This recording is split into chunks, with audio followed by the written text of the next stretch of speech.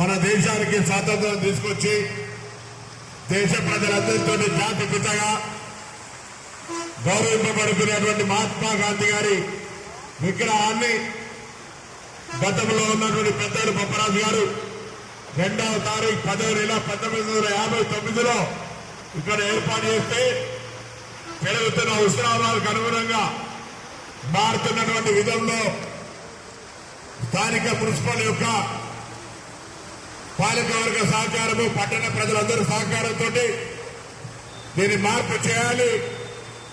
హుస్నాబాద్ ఈ గాంధీ చౌరస్తా జంక్షన్ రేపు రాగానే ఒక సుందరంగా కనబడి గాంధీ తాత స్ఫూర్తిని మనం పొందాలనే ఆలోచనతో ఈ కార్యక్రమం చేయడం జరిగింది. అలా గాంధీ గారికి హృదయపూర్వకంగా మన అందరం కూడా నివాళులు అర్పిస్తా ఉన్నాం. వాస్తవంగా కొత్తపల్లి హుస్నాబాద్ 4 లైన్ రోడ్డు కూడా ఇక్కడ దాకా రావాలి. ఇక్కడ నుంచి వస్తే 200 ఇళ్లు పోతున్నాయని చాలా మంది ఇక్కడ దాకా పోతే ఎట్లా అని ఇబ్బంది పడే పరిస్థితులలో హాస్పిటల్ చౌరస్తా దాకా ఆపిన. మరి ఏం చేయమంటారు మీరు అందరిగా ఇల్లు కూలగొట్టడం ఈ రోడ్డు నాకు ఇష్టం లేదు.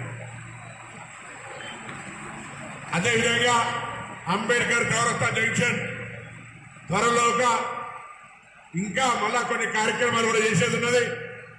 ఇవాళ 26 జనవరి అనుకుందాం పొద్దున, మళ్ళా 26 జనవరి లోపల హుస్నాబాద్ పట్టణానికి సంబంధించి ఒక మంచి అద్భుతమైన రింగ్ రోడ్డును కూడా ఏర్పాటు చేసుకుంటామనే మాట మనం చేస్తా ఉన్నాం.